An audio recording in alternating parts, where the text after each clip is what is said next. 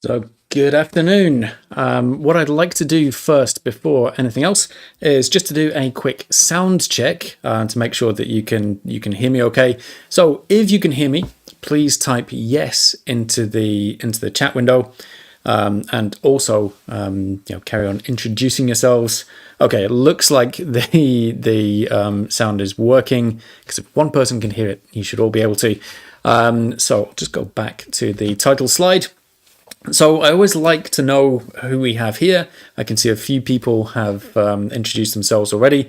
So if you can put in the chat where you're joining from, what subject you're studying, and also when you started your PhD and when you hope to finish, it's always good to get a bit of an idea of who we have and where you're from. So we have so far, very first, we've got, I hope I pronounced this right, Himanshu from India. You were the first one to comment, so kudos to you. And then we've got people from Australia, about to study a PhD in education, so very early stage. So hopefully this will be useful. And then we've got somebody else from SCM domain. I'm not sure what that is, but started in 2020, hope to finish in 2026, so about a year left. So again, hopefully this will be useful for that final part. We've got somebody from Morocco, third year PhD student in genetics. We've got somebody doing nanofabrication, so that's kind of similar to the area that I studied. So in my PhD, I was looking at mainly scanning probe microscopy, but kind of dabbled in a few things in terms of the nanofabrication world. So we have quite a mix of people, including some people I've met before. So it's always great to have such a good mix. I won't be able to say hello to everybody, but I appreciate all of you. So what we're going to do is I'm going to give a medium length kind of presentation, really just introducing some of what I think are the key ideas, and then we'll have plenty of time for Q&A. So I always see the presentation as kind of the introduction to the Q&A, right? So that's where we have that's where the really interesting stuff comes out. So as I said, take lots of notes, think about what you want to ask, and have your questions ready, because I'll just go in the order in which they appear. So academic literature. This is an essential part of any PhD or any academic career, but it's also one of the most confusing and stressful aspects of PhD study. It certainly was for me when I started, because my supervisor, one of the first things that he asked me to do when I joined was to write a literature review. So being a brand new student, I wanted to make a good impression. I was determined to get off to a good start. So I decided that I was going to write the best literature review that the world had ever seen. And I even had ideas that I might be able to get it published, because that would be such an amazing start. So I started reading, I started writing, but very quickly I got overwhelmed by the amount of literature, the number of different ideas, and really just not having any idea what I was doing. So I'd set this incredibly high bar for myself, this ridiculous aspiration to write the best, most comprehensive literature review. And of course I didn't. And in fact, I never actually finished that literature review. And so instead of it being something kind of that laid the foundation for me in terms of my PhD research, it actually undermined my confidence a little bit. And it took quite a long time for that to build up, and for me to really figure out how to best approach it. So why is the literature so stressful? Why is it that, like so many things in a PhD, the brightest and the smartest and the hardest working students who've done exceptionally well throughout the education system start to struggle when they start looking at the academic literature? Well, if you've seen any of my work before, if you've read my book, you will know that one of the key premises of everything that I do is that the skills that get you into a PhD are not the same skills that you need to complete one. because there are some major fundamental differences in the way that a PhD is structured and what you need to do in order to succeed. So at undergraduate level, or all the previous levels of the education system, you will have had to learn a lot. You will have been presented a lot of information. But that information will have been carefully designed to teach. So the whole purpose of that education system is to decide, what do we want you to know, and then to set up a structure to help you learn those things. So everything is built around teaching, and it's carefully structured so that there's a progression, basically starting with the easy things and then building upon those. And that knowledge is also bounded by a syllabus. So there is a clear boundary between what you're expected to know and what you're not. And that syllabus will consist almost exclusively of established knowledge. So things that have been well researched and generally accepted by the field. Maybe some exceptions, but that's generally the case. But then when you look at the academic literature, it's not really designed to teach. That's not the primary goal, because it's written for people who are already experts in that particular field. So it assumes a high level of very, very, very specialist knowledge, which you might not have been taught yet. And so it's quite a challenge, and it means that there may be concepts which are referred to in the literature that you cannot understand just by reading the literature. You can read something again and again and again, but if it's not been written to teach, then you may never be able to fully understand it without doing other things. Also, when you look at the literature, there is no obvious structure. It's just this kind of big tangled mess that's built up over time. So there is no obvious sequence where you start with this paper, like starting with a basic course, and then you do this one, and then you do this one, and then it builds in a nice linear fashion. It's just this enormous mess of different things and cross-references, which basically, to all intents and purposes, it's limitless how many things you could read. So there are no boundaries between what you need to know and what you don't. And also, instead of it being established knowledge, any individual research paper that you look at will be at the cutting edge. And so that means that what you're seeing is the record of people figuring things out, rather than the end result, which you were taught as undergraduates. And as a result of that, a lot of it will be contradictory. Right? So it's not like you can just go and look something up, and because it's stated in a paper that this is fact. You read two papers on the same topic, and they might have completely contradictory views. And finally, really important thing to bear in mind is that not all of the literature is of good quality. So even though there is a peer review system, and in principle, anything that gets published should have been kind of quality checked, not all of it is that good. There are big holes in the peer review system, which means that sometimes poor quality research gets published, and also, as you may find when you try and publish papers yourself, sometimes good work gets rejected. So the system is not perfect. So in almost every respect, the system you're working with in the academic literature is not only different to the way information was structured as an undergraduate, it's the exact opposite. And so, if I can get my slide to change, there we go. Whereas in an undergraduate course, it is possible to take comprehensive notes on everything in the syllabus. It is possible to write down everything that is said in your lectures. But when you come to the literature, we just can't treat it in the same way. Right? So we need to look at it in a different way and develop different skills. Because, if you do a literature search and you see there are 10,000 papers on a particular topic, if you read at the rate of 10 papers per day, every single day, it will take nearly 3 years to read them all. And that's just reading everything once and not taking account of the new papers that are published in that time, or the fact that there may be even more than 10,000 papers on a particular topic.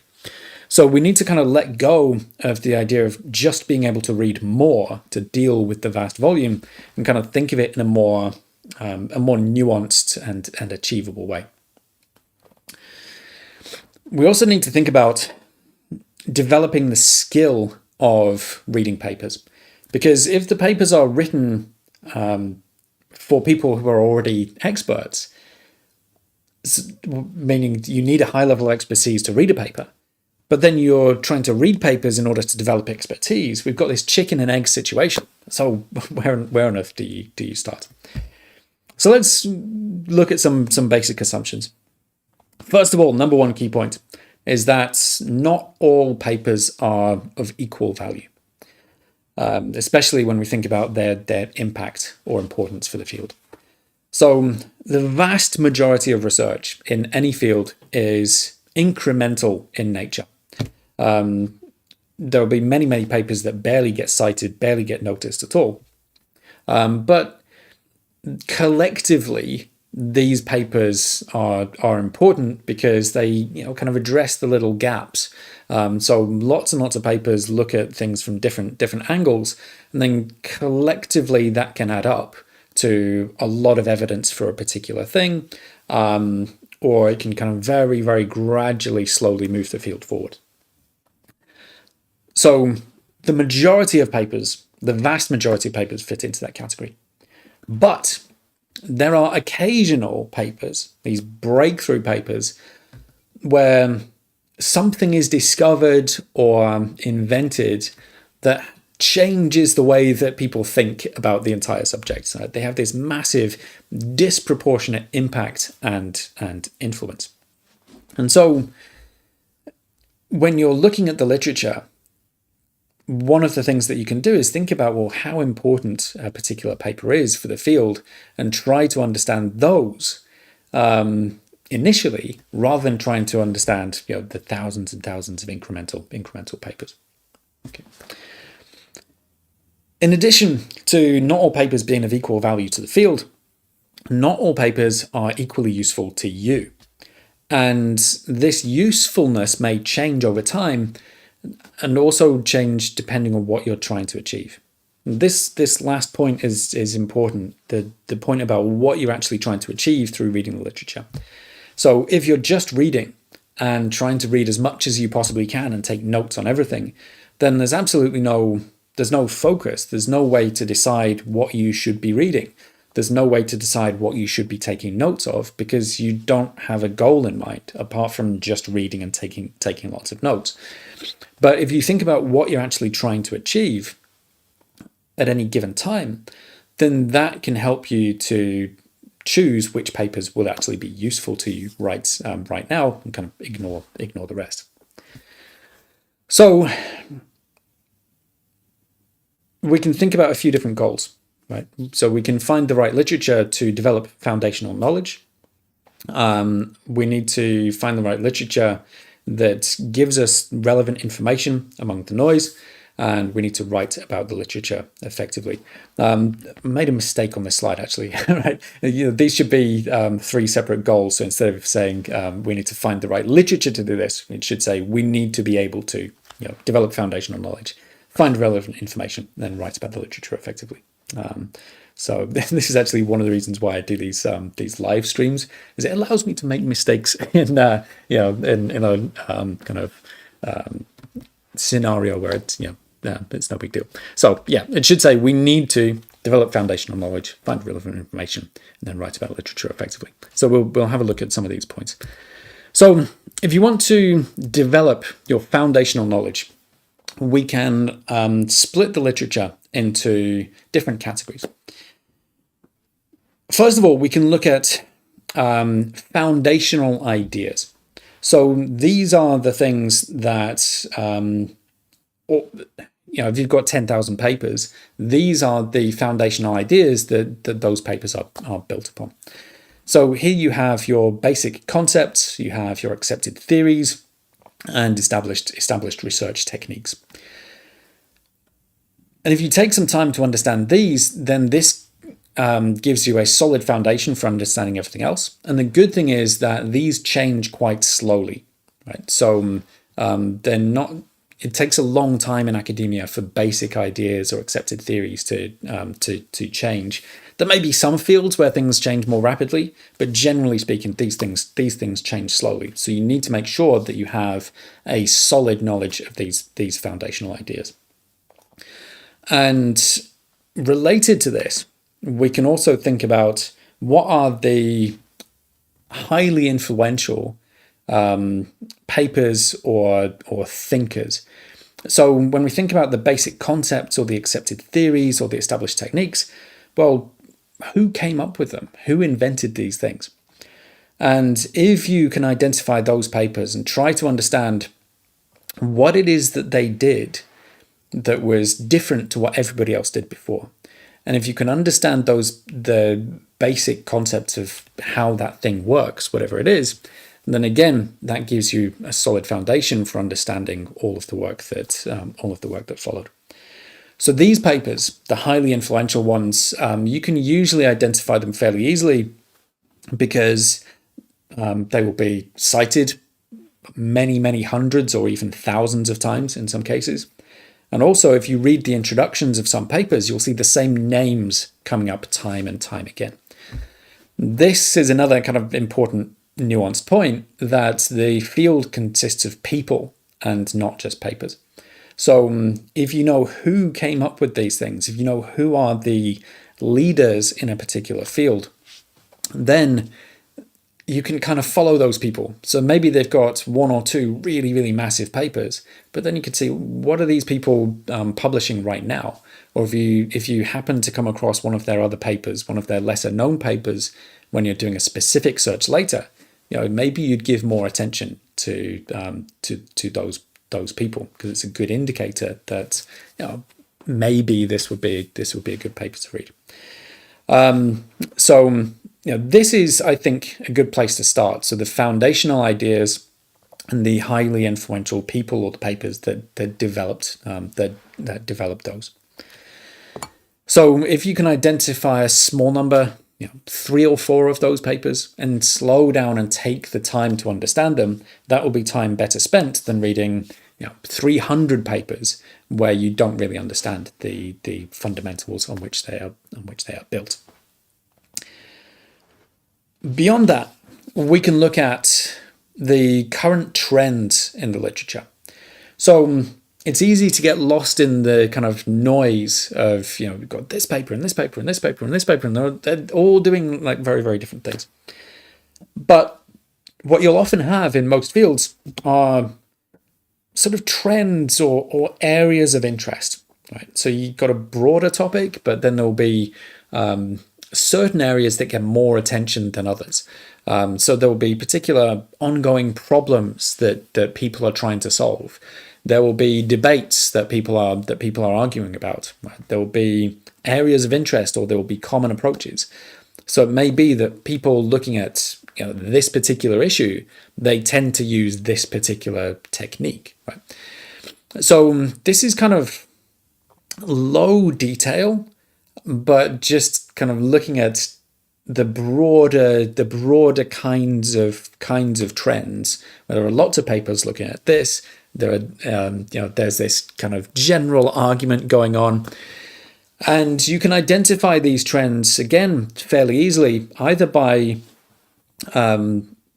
looking at existing review articles, so people who've done the work of reading and summarizing the literature previously, or if you take a few individual papers on a specific topic and read the introductions, they'll probably say more or less the same thing in terms of the kind of state of the field and what is happening. So you don't necessarily need to read in depth lots and lots and lots of papers and then identify the trends yourself, because other people will have done that work for you. There may be things that you kind of gradually notice over time, but if there are trends that are already well known that people are talking about, they are relatively easy to find. And then we have finally, specific papers that deal with specific problems or questions, or that serve a specific purpose in your research. So whatever it is that you're doing, maybe you want to find, well, who else has done something similar to this, but in a different context, or using different papers that have used a specific technique to look at maybe something slightly different. And this is where you can kind of really sort of get into the details, but you need to know what you're looking for. Now, there will be times when you stumble upon things accidentally, but if you're just reading and reading and reading and reading and taking notes on everything, and you don't know what you're looking for or why, you'll be just going in circles forever. Right? And that process will never end, and you will never have enough notes because it's just it's just noise. So when you're looking at the literature, try and have a specific purpose. Are you trying to identify papers that use a specific technique, papers that address a specific problem? What is it that you're looking for? And that will make your life a lot easier because you actually have a purpose in mind. So for each of these categories, when you identify even a few papers that serve one of those needs, whether it's understanding fundamental principles or looking at specific papers, it's better to slow down and take the time to really understand them than to try and just read as much as you can. And bear in mind that you will get faster at doing this with time and expertise. So once you've read a few hundred papers on a specific topic and you really understand the fundamentals, then you can look at another paper and you kind of see, oh, this is similar to that paper, this fits into that trend, they're using this technique, and you can start to filter quite quickly. But no matter how much experience you have, even the very best experts in any field, sometimes they have to slow down. So if you find something interesting, if you find something useful, slow down and take your time with it, and that's okay. Also, bear in mind that you don't have to extract everything in the first reading, and there will be some papers that you will refer back to multiple times throughout your PhD. So years ago, I wish I'd screenshotted it, but I saw it was somebody, I think on Twitter, when it was still, back in the days when it was still called Twitter, and they were giving literature review advice, and they said, "I only ever believe in ever reading anything once," and that's just nonsense. I don't know any serious academic who would agree with that statement. Bear in mind that an individual paper might represent 6 months at least of somebody's work. It could be 2 or 3 years of somebody's work for that paper. So to expect you on one single reading to perfectly understand everything and take any notes that you may potentially need, it's just impossible. So take some of the pressure off, and bear in mind that you can come back to papers again and again and again. And one of the things that you'll need to do is gradually gather literature that looks useful, right? So that you can refer back to it. So one of the ways you can do this is to do kind of a quick categorization or triage of the different papers. I know I've got 4 categories, so it's not strictly triage, but you get the point. So on the one end, we have essential papers. So these will be papers that you will find occasionally that it's just exactly what you're looking for, right? So maybe it perfectly explains some concept, or it changes the way that you think about the subject or the course of your project. So anything where you're trying to figure out a technique for doing something, and you find a paper that does exactly that thing that you can then build upon, that is an A-rated paper. Right? And you will very likely refer back to these many, many, many, many times, but there will be relatively few of these. So I finished my PhD back in 2007, so 18 years ago. And I can still remember the names of the authors of some papers. Very small number, but I can still remember like a handful of papers because they were so useful and had so much influence. But you'll be talking about sort of 5, 10, 15 papers maybe that if these papers didn't exist, your project would not be the same. So these ones, when you find them, they're absolute gold, and you'll refer back to them many, many, many, many times. But then we have the B-rated papers. So these will be papers that are high quality and probably relevant. They kind of add to your understanding, or they serve as really good examples of what is being done in the field, or examples of a particular concept or type of work, but they're maybe not absolutely essential, right? So they don't necessarily directly influence what you do, but they serve as useful context, or as I said, as useful examples. So these, you'll keep them and you'll cite them as needed, but some of them will maybe not be quite so essential. Again, these B-rated papers, you may read them many, many times. Then we're gradually increasing in number here, papers that are good quality. Well, they seem to be good quality, but they're maybe not obviously useful or relevant right now. So yeah, this seems like good work, but do I really need it? Do I really need to know it? These ones you can keep, you can come back to later if needed, because it may be that at some later point in your research, that's exactly what you need. But you don't need to necessarily spend too much time on them or take kind of comprehensive notes on them. Right?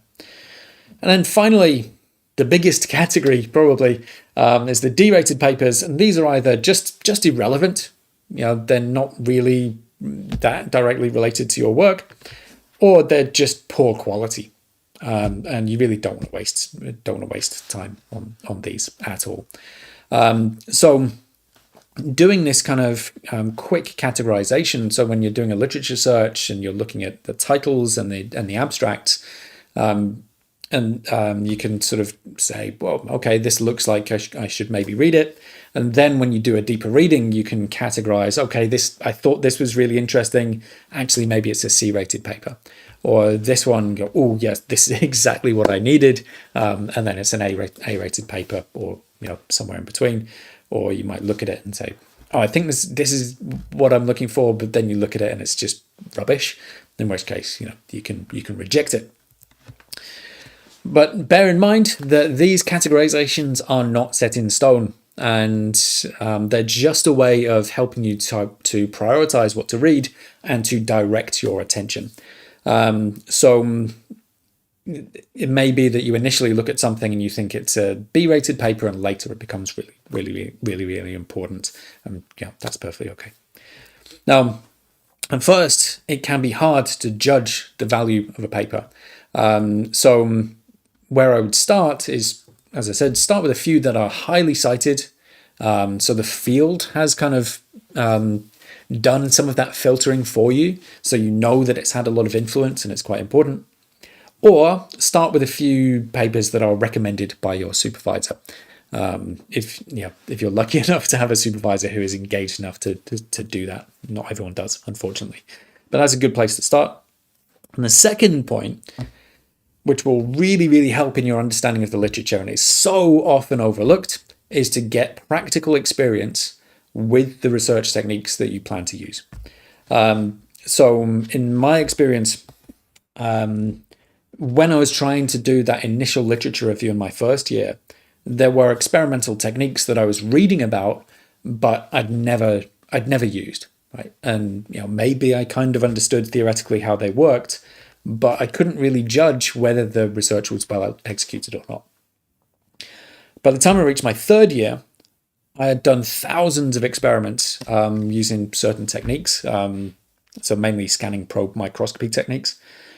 And I'd got such experience with doing the experiments and also looking at the data that I could then look at a paper that had been published, and in some cases, in a fraction of a second, see a problem with the images that were generated. And there is, I think, no way to get that kind of level of expertise without getting practical experience. And there's a huge problem, especially in the social sciences, I think, where far too much time is spent in the first year, second year, third year, and beyond in some cases, just reading and writing, and then trying to do a PhD's worth of practical work in the final year, but with zero practical experience.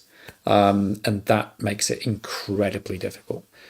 So whatever techniques you want to use or really understand, get practical experience as early as possible, and that will massively help your understanding of the literature. So the literature helps the practical work, but the practical work also gives you the understanding of the literature as well, right? So you need both in combination. So the inevitable question is, where does AI fit into all of this? So if you've seen some of my work before, then you'll know that I am not one of these people who recommends generally AI platforms. There are some people who will very enthusiastically recommend any AI platform that exists, and my view is that you can use AI. It can be very useful in helping you to develop your understanding, especially of established concepts. So if you asked it to explain how an atomic force microscope works, it will give a pretty good explanation, because that was established in the 1980s. There have been thousands and thousands of papers, and AI is quite good at that sort of thing. And you can basically have a conversation with it, and it will explain that concept. So it's great for that. However, you still need to develop your own expertise to the level where you don't depend upon AI. So if you want to be an expert in your field, you can't just write a thesis where you tell AI, "Oh, read these papers, generate me a literature review," and then read that, and that be your knowledge. You would need to be able to sit in a room with a bunch of other experts and have a conversation about it without reaching for your laptop or your phone to talk to ChatGPT. That's kind of a good gauge of your expertise, and that's one of the reasons why why in a lot of countries there is a thesis defense where you have to do exactly that. You have to talk about your work and answer questions. So the place of AI, I think it can be an assistant, but you should not rely on it. You should not use it to summarize papers that you haven't actually read. And if you don't have expertise yourself, it's very, very risky to use. So prior to AI existing, I always said that you should never cite anything in your writing that you haven't read and understood yourself. And I think that rule is even more important now. And ultimately, you need to be able to defend anything that you submit in your own name, because it's very, very easy for an examiner to tell when you don't understand something you've written. So I work with students from all kinds of different fields where I don't necessarily know the subject, but I can pick something at random or pick something that doesn't quite seem to make sense.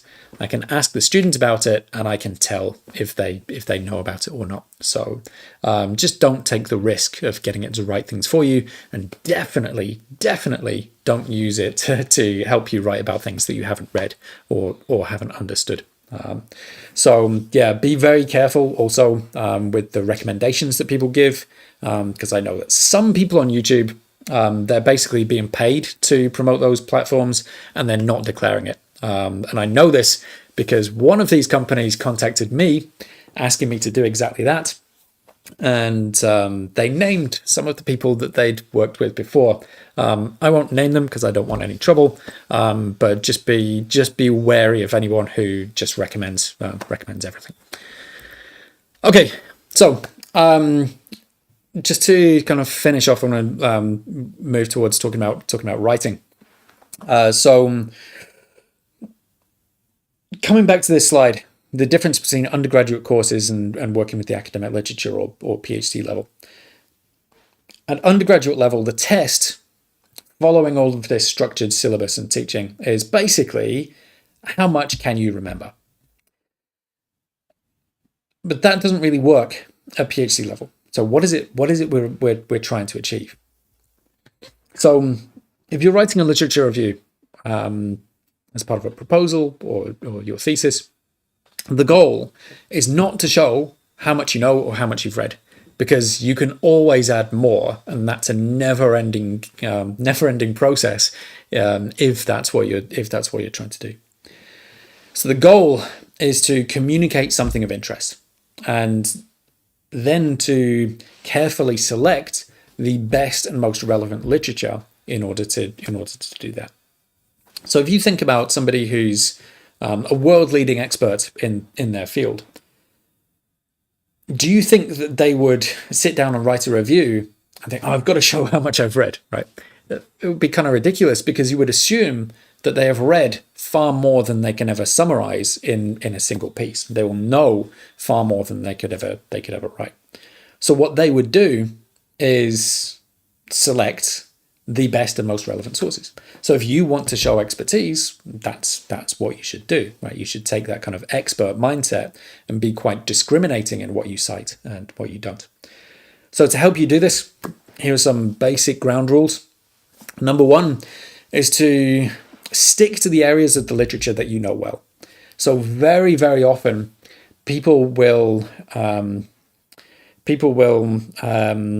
worry about what the examiner wants to see, or the gaps in their knowledge that they kind of want to that they want to fill.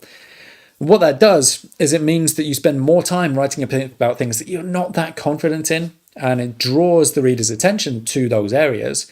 And then if you're not that confident in it, or if you're making lots of mistakes, that will come through, and that will be what you get asked about. Why would you want to do that?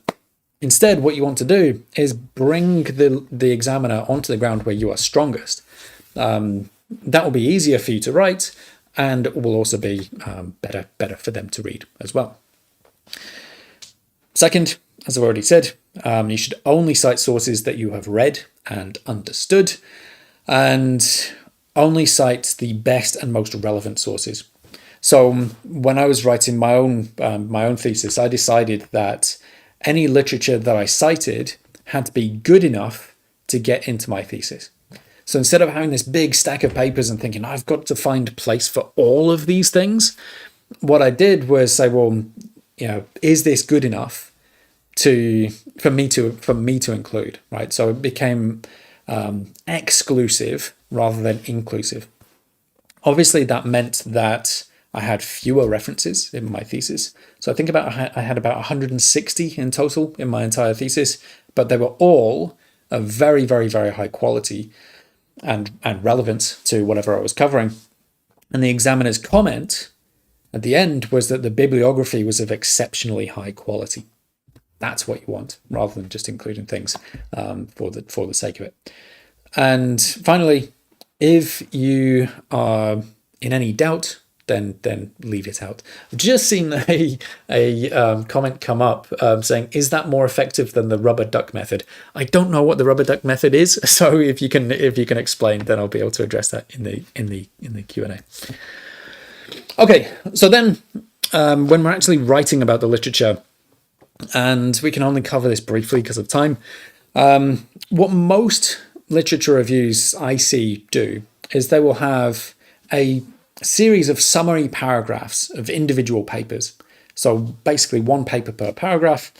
Each paragraph stating the name of the author at the beginning, and then giving details of what they did. So it will say something like, Smith conducted a study using this number of participants in this technique, and they found this, and they, whatever they argued. Then the next paragraph, say, Jones, in an investigation of this thing, they did all these things. So we've just got this kind of series of summaries, and perhaps it leads to some kind of synthesis or commentary at the end. Now, this is actually what a lot of people will recommend that you do, but it becomes incredibly boring incredibly quickly, which you may have found reading some other people's reviews as well. So what you can do instead is start, this is just one technique, I'll come to another in a moment. You can start with an observation of the literature or of the field. So you can say, instead of focusing on an individual paper, you can talk about one of the trends. So you could say there has been a long-standing debate regarding this question. Or it might be, despite the widespread use of some term, there's no universally accepted definition. Or until the late 1990s, it was widely believed that. Right? So what we're talking about, is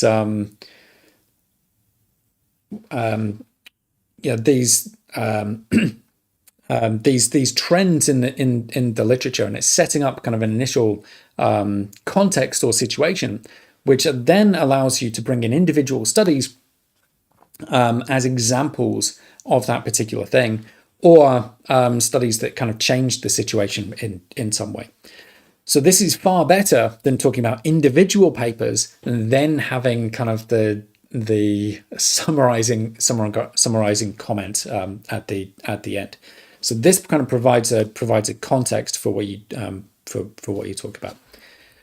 And one way you can come up with these observations is to think about the problems that you have with the literature and turn them into useful observations of the state of the field. So it may be that on a particular topic there are very few studies on that particular thing. Or it could be the opposite, that there are too many studies. Or it could be that there are contradictory definitions or methodological problems or disagreements or mixed evidence, whatever it happens to be. And then you can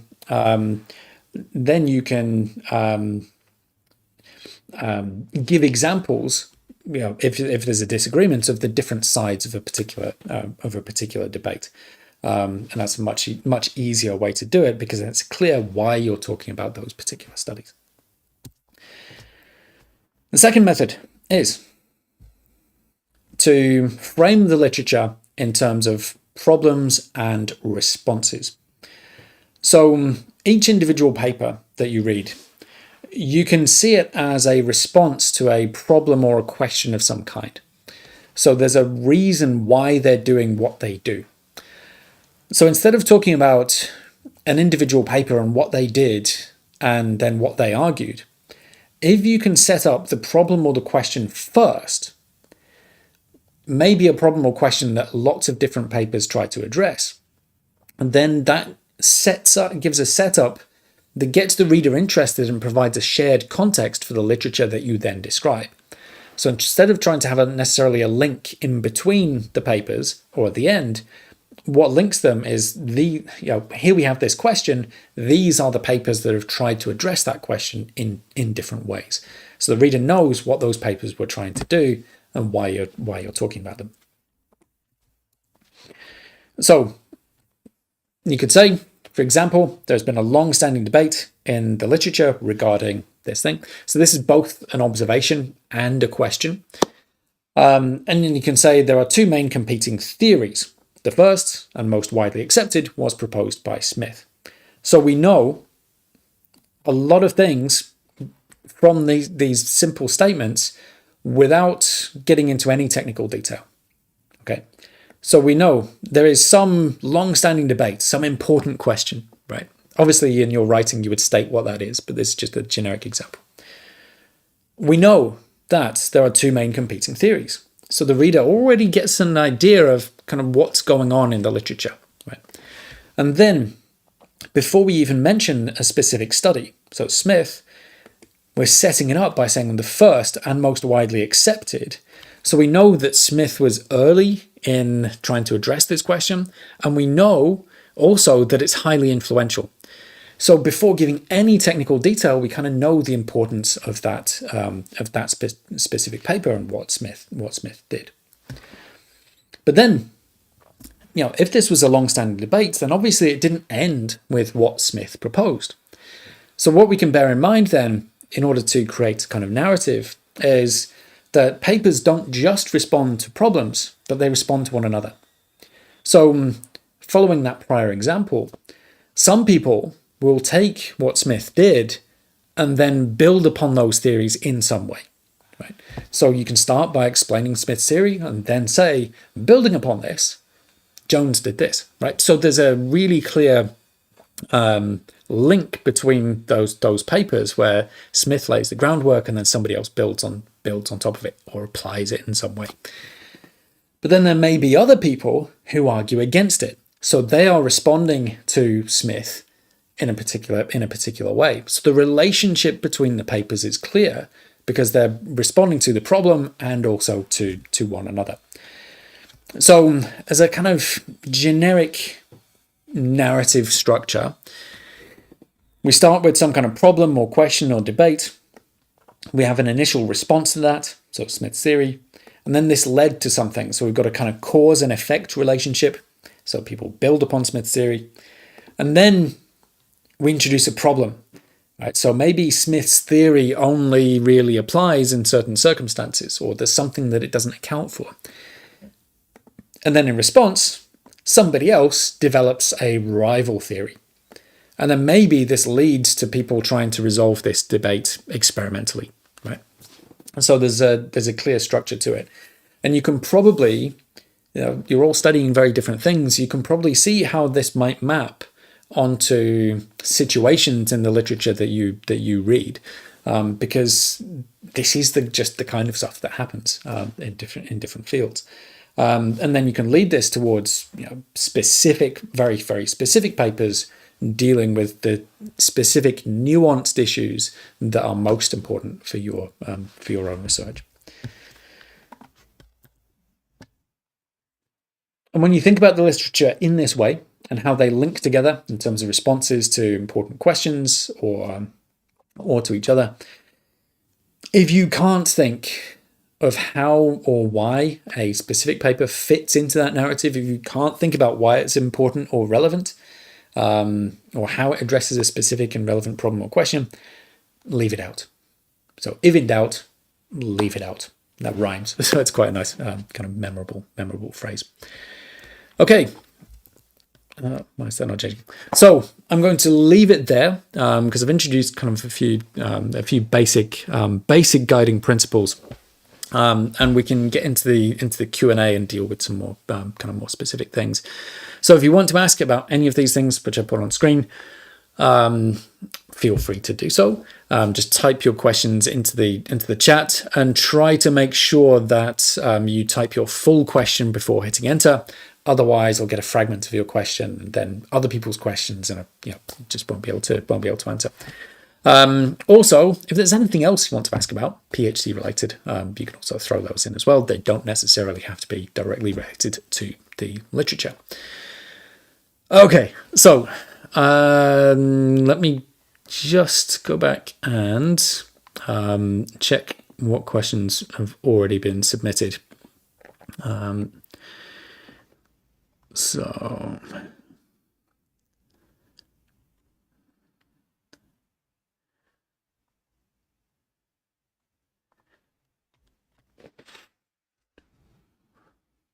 Okay, so I think this is the first one. Quite a common question. So how do we know we have enough? So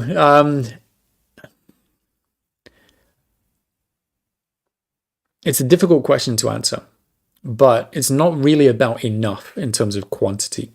It's about knowing what are the most important papers for the particular issue that you're dealing with in the review. So there will be certain papers that are absolutely critical to let's say, any discussion of the literature on a particular topic, there'll be certain papers that you kind of have to cite because because they're so important and influential. And then there will be also the papers that have directly influenced you and your thinking or your work, right? And those are the ones to really focus on. So it's not necessarily about enough, but identifying the right papers and the most important papers. This gets easier throughout your PhD. So by the time you come to the end, there will be papers that you have found useful. Those are the ones that you should cite. And so yeah, it's about the right ones, not the right amount. So I think we need to let go of the idea of enough papers and instead think about the right ones. Next one I saw, because some of these coming in as I was talking about AI. So I don't want to use AI for my PhD literature review, and you don't have to. It didn't exist when I did mine. And one of the things to bear in mind is that even things like literature search engines, they are a relatively new invention. So I think Google Scholar came out in, I think it was maybe 2005, 2006. It was certainly after I started my PhD. There were other search engines, but if we go back, 10, 15 years before that, it was people going to the library and finding papers by hand. Now, obviously, you don't need to do that, and technology is a really, really good thing. But the point is that the fundamentals haven't changed. Right? You need to understand the literature, and you absolutely don't need to rely on AI. I think once you have a good knowledge of the literature, there are some ways that AI can help you. You can ask it specific questions. You can get it to find certain papers for you or summarize them. But if you're then going to use that in any way, then you need to check what it's done. And you need to have the expertise and the level of knowledge to check, well, is what this particular AI program telling me correct? The danger is that AI can be sort of 95% accurate, maybe in its summaries or assessments of a paper, but then the 5% might be quite wrong. So I remember a little while ago I did a test. So I took one of my video scripts, about 2,000 words, put it into ChatGPT and asked for a 10 bullet point summary. And there was one particular phrase that I had repeated 3 or 4 times that I'd very, very, very carefully worded. And it changed the wording in a way that completely changed the meaning. And, it was one thing, it was 1 point out of the 10, but it was a very important one. And so bear in mind that it makes those mistakes. So you absolutely don't have to use AI. I use it for very, very, very limited things. And I never use it to generate ideas. I never use it for writing, basically. I'll use it to transcribe Zoom meetings and give me a summary of those, because it can do that in real time. It's good at that, but still makes mistakes. So don't feel like you have to. And anyone who tells you must use these tools or fall behind, check if they have a financial incentive for telling you that. Okay, next one. I'll be deep in the cold ground before I use an LLM for explanations or writing. Yeah, good for you. Good to have some principles. Does anyone have opinions on Semantic Scholar for paper searches? It seems useful, but they've mentioned they use AI, but I don't know if that's machine learning for paper classification or an LLM for... I think that's... for interpretation or what? Try it. Try it with an area of the literature that you're familiar with, or with a paper that you know. I don't think there's any harm necessarily in trying things out. It's the over reliance which is a real danger. Okay, next one. Sometimes I use AI in my writing, but it's always in a collaborative way. I'll ask it to generate questions for me to answer based on my content and expose gaps in my own understanding. Yeah, I think that's a perfectly reasonable way to do it. Yeah, I think that's okay.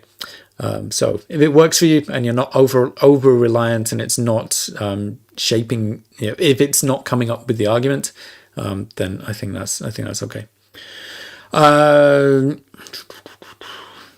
Next one. Okay. I'm glad to kind of move away from AI slightly. So should I break the topic into subtopics and look for papers on individual topic, or try to carry it all together? Absolutely break it down. So this is what I was saying about knowing what you're looking for. You want to do specific, really specific searches, because if you try to search for everything all at the same time, I mean, it's just too much. So yeah, absolutely break it down. On related to dividing papers by topic, the way you store papers is also quite important. So what I did was whenever there was I did this towards the end when I already had big stacks of papers on my desk. I basically went through and organized papers by subtopic. So I'd had printed papers and I put them in ring binders so I could reach out and grab all the important papers that I had on this particular topic, and any that were really important for my work or served as really useful references, I drew a star on the front to kind of make them to sort of highlight them. And what I found is that the most important ones kind of rose to the top because I'd take them out of the ring binder and then put them back in on the top, so it kind of naturally separated. And I always found that making notes on the physical papers was useful because then they were in context with the rest. So I was quite low tech in that way, but it worked really well. Okay, next one. Please suggest the structure of literature review. It's not really possible to give a universal structure for any literature review. I mean, it depends what you're looking at. If it's a systematic review, then it's almost structured like an experiment, right? So basically, what are you looking for? What is the question? Then that you put in the method. So how are we looking for or selecting these papers? How you do the meta-analysis? Then you present the results, etc. So those would tend to have a kind of predictable structure. But it really depends what you're covering. So think about what topics in the literature you want to talk about. But structuring individual sections, you using the kind of observations of the literature as starting points and then giving examples, or the setting up a problem or question, then you can create a structure for that section based on what has been done around that problem or question. But the overall structure of the literature, it really depends on what you want to cover. Okay, next one. What about the theoretical aspects of the literature review versus the empirical studies? Is it important to review all theories to justify the one we choose? Or what are the factors we should look at to decide?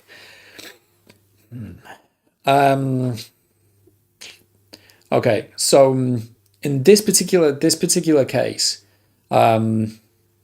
if the purpose of it is to lay out what theory you want to use, so kind of a theoretical framework chapter, then rather than reviewing all the theories, because there might be way too many, instead it might be better to if there are say 2 or 3 contenders that could be viable, then you could briefly say something along the lines of, well, a lot of studies have applied this particular theory based on this idea. However, for the purposes of this thesis, this doesn't fit for whatever reason, right? So you can quite briefly kind of give the reasoning for eliminating it, and then give, say, well, an alternative would have been this, but this doesn't count for these things. Therefore, what we're using is this third option. So that would be less of a literature review, more of a presentation of the theory that you want to use. Reviewing all of them, it could be quite a lot. And is it really necessary? And one of the things that you can do, if you mention a theory quite briefly and give the reason why you're not using it, you can refer the reader. So use a reference to refer the reader to a source that talks about that theory in more detail. There's no need necessarily for you to reproduce a full explanation of something, and certainly reviewing all the theories. That could be a lot. I'm not saying you shouldn't do that, but I'm saying I'm not sure that it would entirely be necessary. And then with the empirical studies, that could be a separate part. Yeah. Next one. When can we expect a video on coming up with a good PhD idea? It was promised like half a year ago. Yeah, I'll get around to it soon. I kind of lost momentum with some of the video production. Basically, just a bit of burnout. So one of the issues on YouTube is the constant need to produce content. And sometimes it's just it's hard to keep it up. So one of the reasons why I'm doing these live things is to kind of get back on that bandwagon. And it's I find it a little bit easier because there's a bit of back and forth rather than just kind of putting content out there. So I'll try and get onto that. In terms of coming up with a good idea, I can give a few quick things. First of all, what are you interested in, both in terms of subject matter, and then what skills do you want to learn? And this is a part that's often overlooked. People think about what ideas will be accepted by the supervisor or the department or the committee, but what do you actually want to get good at? Because the PhD project is a vehicle for developing skills. And so that should be absolutely the core of it. Then in terms of developing an idea, you have the interest. First of all, it should be of interest to you, and also you want a supervisor that aligns with that. That's absolutely fundamental. And then is it of interest to the field? So you need to have a look and see, well, what has been done, and try and find a particular angle to work on. But there's a constant sort of back and forth and development. It's an iterative process where you come up with an idea, you look at the literature, you investigate the viability of it, and then gradually refine it. And it also, again, really helps if you're learning about the practical techniques, so you know what is actually possible and what you have the resources to do. Okay, the next one. Can you give feedback on our literature review? I do one-to-one coaching. And that's a paid service, and also as you'll see in the bottom left-hand corner, I do have a membership program where writing feedback is part of it. But with the membership program, I can only look at short sections. So it's more about identifying the kinds of things that you need to work on rather than looking at the literature review as a whole. So the short answer is yes, but not for free, because otherwise, it just wouldn't be viable. Next one. Are there any particular tools for searching papers that you recommend or use? There are loads of them. Try them out. See what works for you. I used Web of Knowledge. I found that really useful. And one of the things with that is just the customizability of the search. Google Scholar is obviously free, but you don't know how it's ranking the papers or why it's ranking the papers, because their algorithm is secret. So yeah, try out a few, see what works for you. And you'll find the one that you like. Next one, how do you make the theoretical framework? Yeah, this is a tricky one.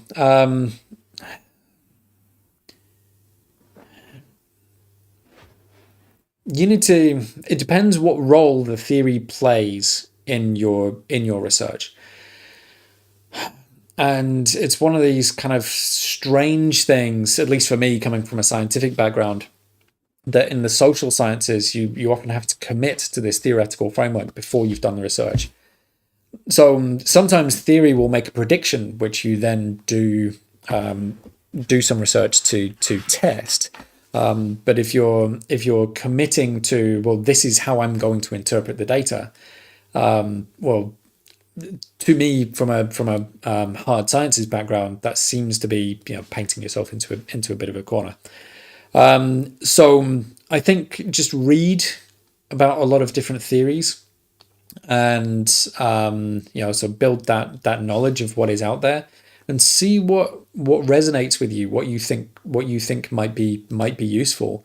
So again, a bit like the question about which search tools to use. Just to investigate a number of different theories and see what you find interesting, and then you can kind of construct your project in alignment with that. Okay.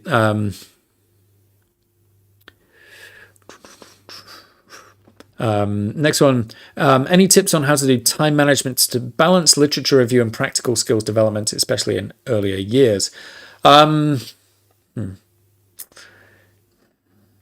It depends a little bit on the setting that you're in. So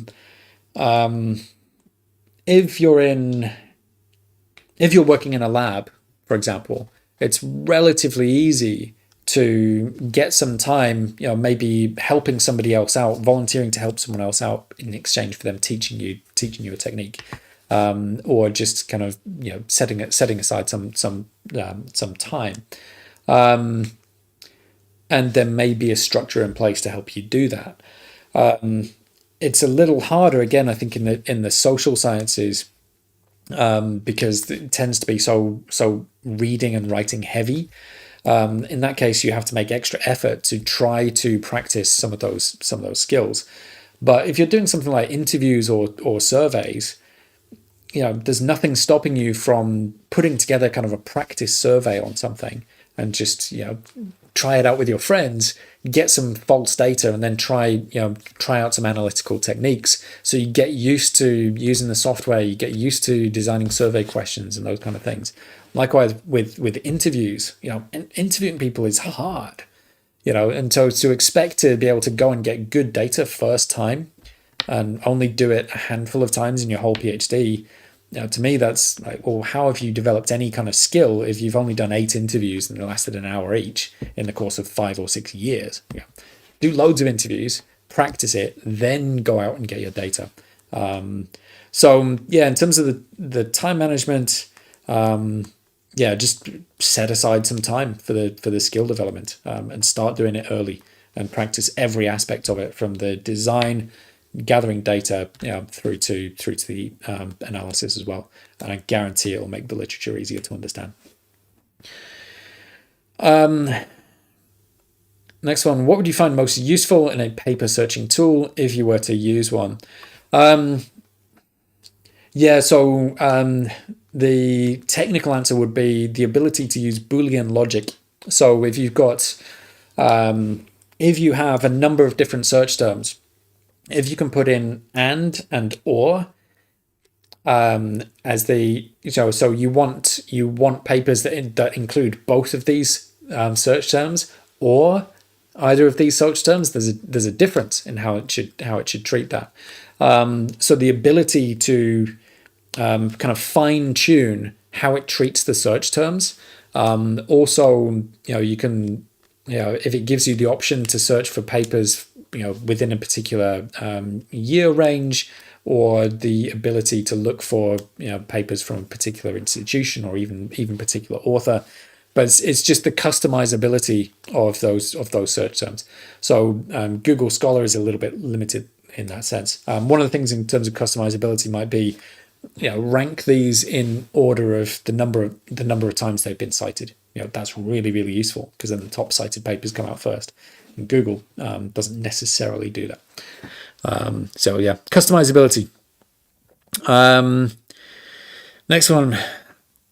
Are we finding papers to prove the gap in research also? I mean, you've got to if you have an idea for something to if you have an idea for something to study, yeah, you've got to do a search and try and figure out if it's been done.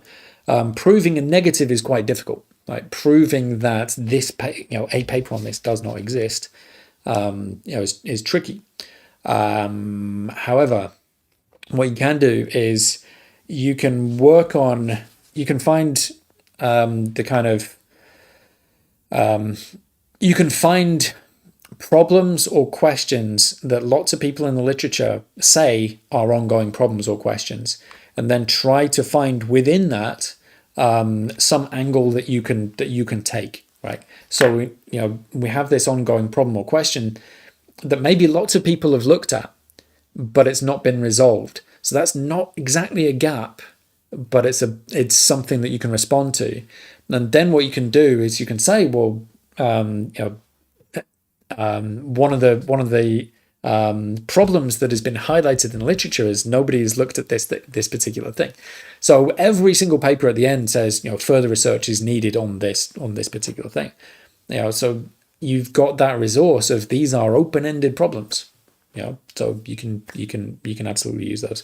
But yeah, you need to look for literature to look for literature to check that nobody has done the thing that you plan to do. But it's very, very difficult to prove, to absolutely prove the negative.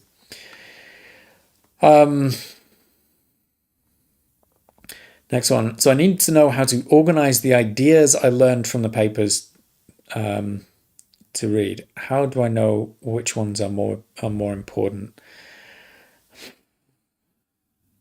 You can only know what's important if you know what you're trying to do. So if, for example, you're looking in the literature for a technique for doing something, then that's what's important, right? If it's just here's a bunch of literature, what's important? Well, you don't have a starting point. So you've got to know, like, what are you looking for? What are you trying to find out? And that's and then you can make notes around that particular problem. Well, these are the techniques that I've found for doing that particular thing. But yeah, if it's just making notes on everything and then trying to identify what you're looking for, it doesn't really work that way. So yeah, I'm not sure. Sometimes people ask in terms of like how to. Oh, actually, yeah, the very next question, kind of links nicely. So, how do you strategically take notes from papers and link them with each other? Do you keep Word documents for each paper or for each topic? Any tips on organizing your notes? Okay. So this idea that you can read a paper and just take notes on it and then somehow have some kind of perfect system for retrieving those notes. Again, if you don't have an idea, if you don't have an idea of why you're taking those notes, then it's really difficult to kind of know how to organize them. Keeping Word documents for each paper. Why do that? You just keep the paper and make notes on the paper. To have an individual Word document on each paper, that would be an immense amount of work that wouldn't really give you much value at the end. So I would say organize the papers in terms of their importance for the field or for your work, or for a specific topic. Then when you're writing about that specific topic, you know where to look for those ideas and those notes. There's no way when you first read a paper to take the perfect notes that will be useful for every situation that might come up later. You just can't do it. So you've got to refer back to the paper, not the notes on the paper, if that makes sense. That's at least how I do it. So organizing the papers.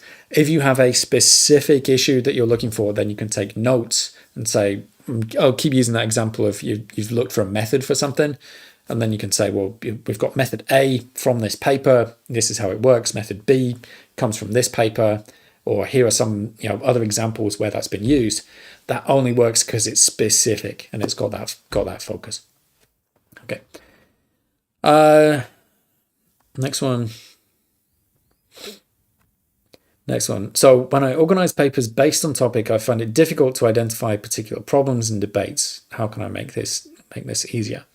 So again, it's like if you're looking for the problems and debates, then that is then the basis of what you're trying to do with the literature at that particular point.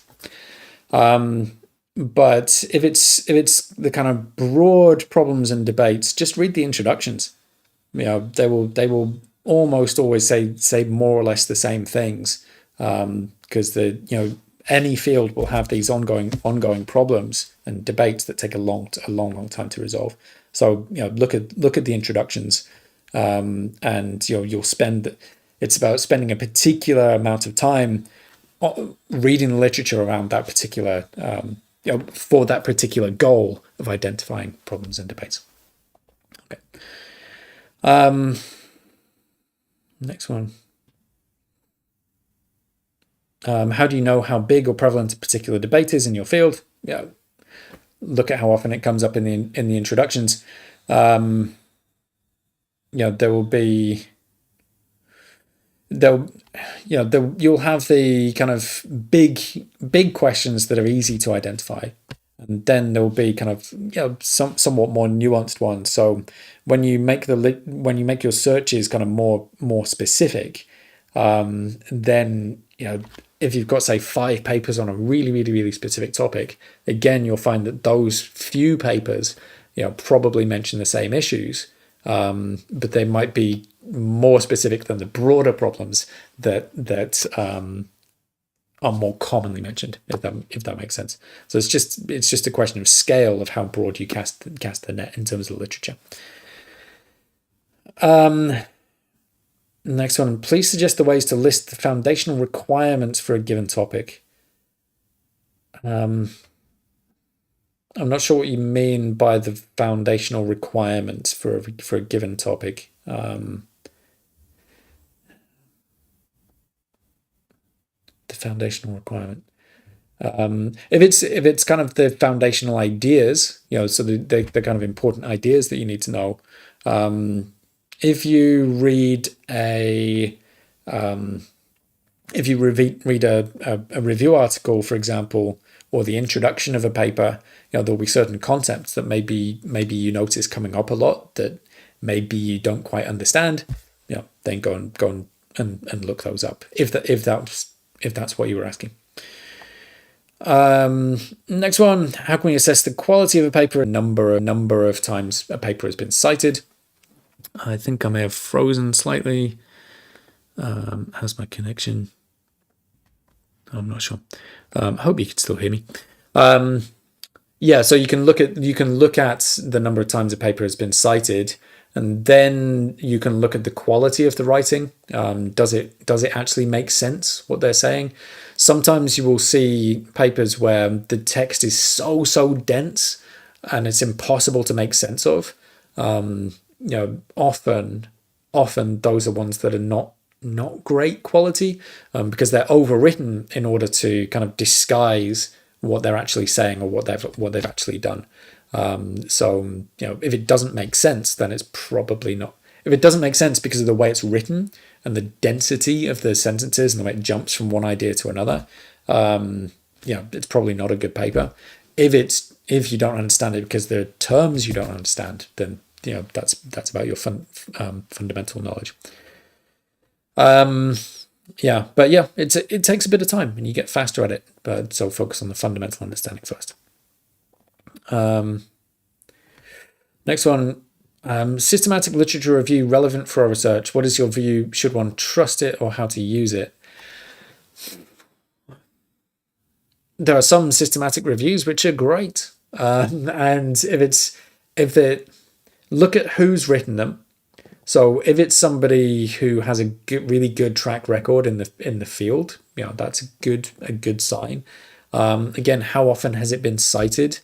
If there's a systematic review that's been cited hundreds or thousands of times, it's probably a good sign that the field trusts it. So if you're not yet able to judge, then go off the judgment of the field initially. But yeah, absolutely, they are useful.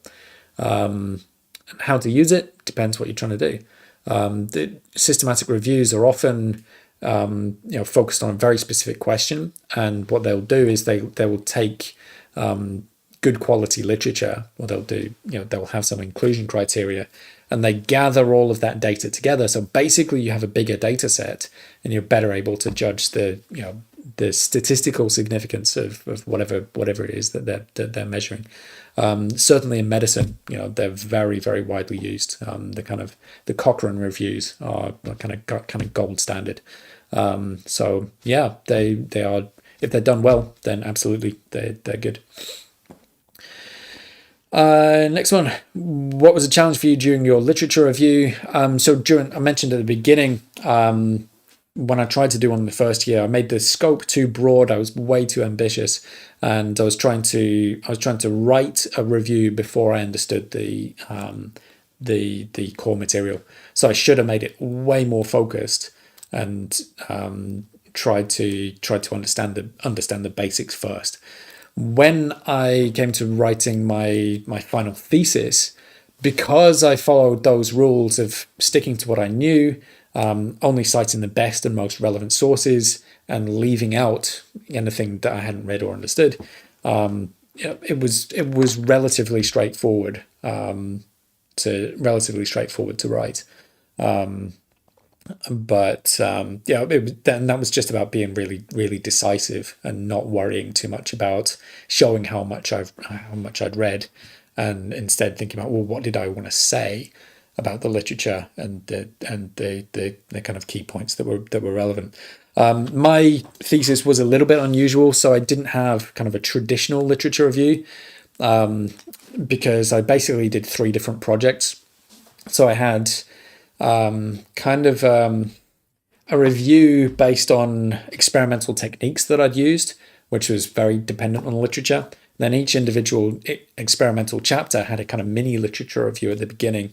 So it was a little bit unusual in that respect. The big challenges were more, in the first literature review that I tried to do, and then the final one. I basically stick to what I knew and focus on the very, very best literature that I could find, and that made it much easier to write. Next one.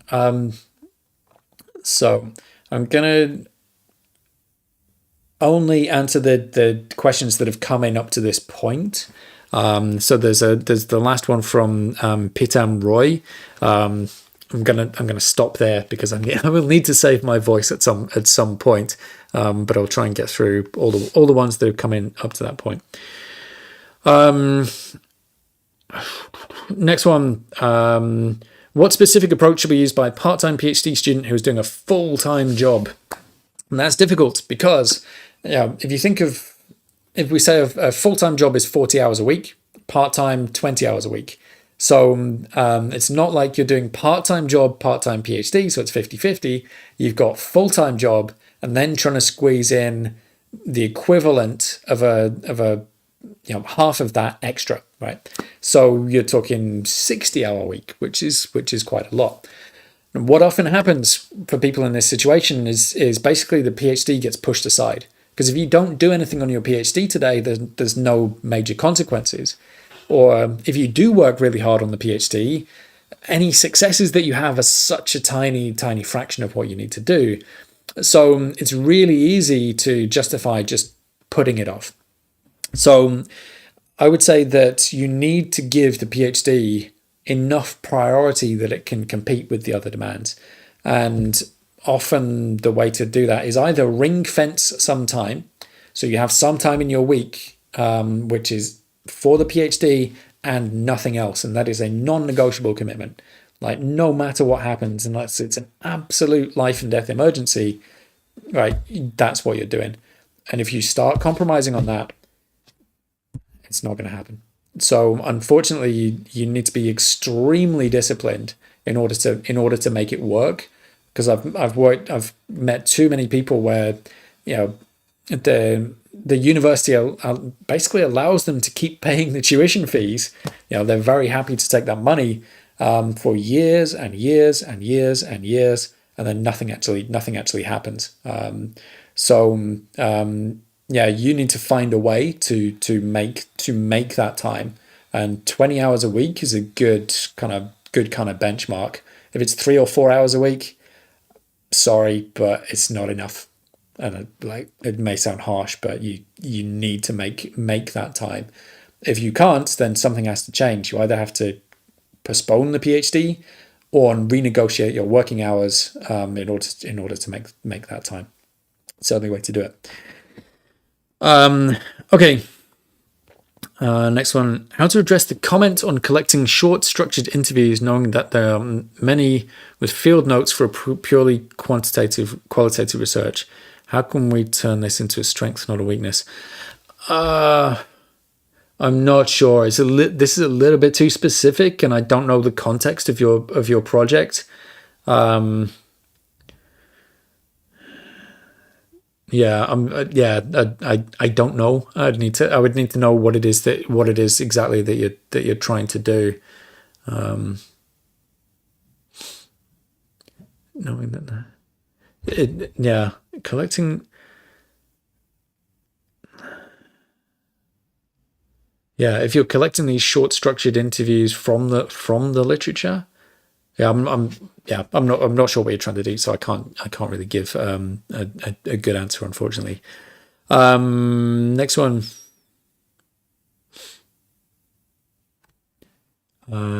So supporting your point of view or perspective of the research.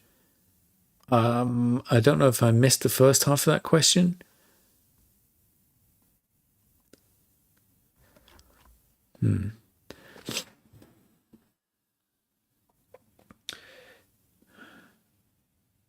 Yeah, I'm not entirely sure what you're asking.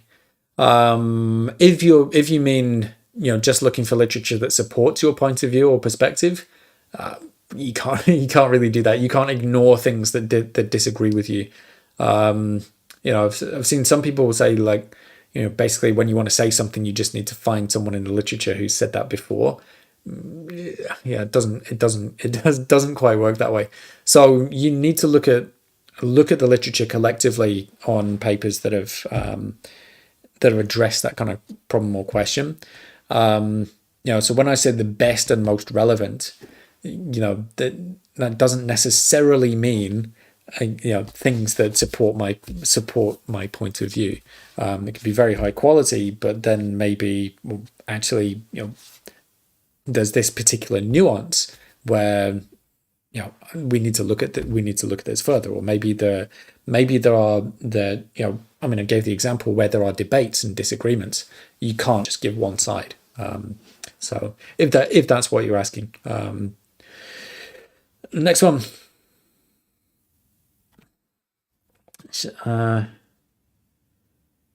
Okay. Next one. Shall I ask assistance for simulation, or should I learn how to do it? Okay, if you are using simulations of some kind in your research, it's perfectly okay to get help initially in learning how to do those things. But you need to know how it works. So, for example, in part of my research, kind of close to the end, I needed to do some kind of computational analysis of these images that I was generating. And somebody else in my research group was basically an expert in doing that. And I basically, he provided his code, but he explained to me how it worked. So I was able to modify it for my purposes. So I understood how it worked. I understood what the code was doing. So asking for assistance is essential, right? You need to learn from the people around you, but you've also got to use that assistance to learn how to do it yourself, or at the very least understand how it works and how to modify it and troubleshoot it for your work. You've got to understand what you present because you're going to have to defend it. So it's a yes, but with that nuance. Okay, next one. So I'm considering using qualitative software analysis to categorize and organize article chapter structure. Do you recommend it? I'm not sure. Qualitative software analysis to categorize and organize software to organize article chapter structure. I'm not familiar enough with that. It sounds a bit of a strange way to do it. I don't really know why. What is the purpose of this? Why? What is the qualitative software doing for you? So if you're kind of putting in articles and chapters and you're sort of using this software to kind of generate a kind of structure, I wouldn't really do it that way. It's got to be based on your understanding. If you kind of use qualitative software to pull out themes, I've heard of people doing that, but it ends up being kind of empty. It's got nothing of your understanding or viewpoint. It's just this kind of here's a bunch of themes. So you've got to have your own views and know what you want to communicate, I think. But again, I may be misunderstanding what it is you're trying to do. Next one. How do you write the statement of the problem? Please give your suggestion. Okay, so it's not just about the statement of the problem, it's the setup for it, which is super important. So when you're doing an introduction to a thesis or a proposal, right? So you have your kind of again, like just I'm stopping myself to make sure I understand the question. If it's the problem statement for the thesis, right? Which is how I initially interpret this, then it's the setup for that. So you've got to place it in context. So you know what the problem is that you're trying to address, and then how do you lead the reader towards that problem? And basically, the structure that I'd recommend is generally start with a situation that exists. We're going to end up going into too much detail, but you would generally have like a situation, so something that is happening in the world, right? So let's say I'm trying to think of an example off the top of my head. So let's say worldwide the number of PhD students is increasing, right? And there are various reasons why this is happening, right? You've got a real world situation, but then maybe there's a problem that arises from that. So you could say, however, alongside this kind of positive trend, a lot of PhD students are suffering from high levels of stress, right? So we've introduced a kind of general problem. Then other papers will have reacted to that problem in some way. So there will be responses to this problem. So a number of studies have been conducted, looking at these causes. However, there is then this gap. Then you can kind of say, well, what this thesis or this research research project is going to do. So it's kind of leading the reader towards the problem that you want to that you want to address that hasn't yet been fully addressed in the literature. But it's kind of difficult to kind of condense all that down into a brief answer. But that's generally how I approach it. Okay, so I'm going to stop there because I need to rest my voice. So I will say thank you very much to everyone who's joined and for asking so many questions. As I mentioned, so I have on my website I do one-to-one coaching and also got this membership program. So check those out if you're interested in a little bit more kind of personalized help. But all that remains is to once again say thank you very, very much for taking the time to join. I hope it's been useful, and see you next time.